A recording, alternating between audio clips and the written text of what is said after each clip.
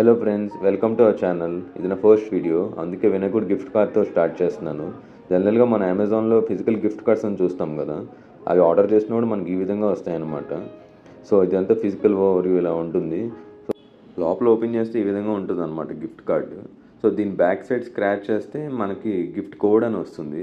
So ఈ కోడ్ని మనం అమెజాన్ అకౌంట్లో ఎలా యాడ్ చేసుకోవాలో నేను ఇప్పుడు చెప్తాను మీకు.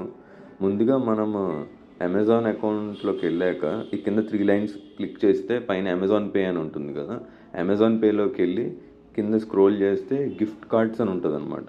సో ఆ గిఫ్ట్ కార్డ్స్లోకి వెళ్ళి లెఫ్ట్ సైడ్ యాడ్ ఏ గిఫ్ట్ కార్డ్ అని ఉంది కదా, సో అది క్లిక్ చేశాక మనకు వచ్చిన కోడ్ ఇక్కడ ఎంటర్ చేసి add gift card to balance అని క్లిక్ చేయాలి. ఒకవేళ గిఫ్ట్ కార్డ్ ఎక్స్పైర్ అయిపోతే ఆ రెఫరెన్స్ ఐడిని కస్టమర్ కేర్ కాల్ చేసి చెప్తే వాళ్ళు ఈ గిఫ్ట్ కార్డ్ వ్యాలిడిటీని ఎక్స్టెండ్ చేస్తారు. జనరల్గా గిఫ్ట్ కార్డ్ వ్యాలిడిటీ 1 year అనమాట.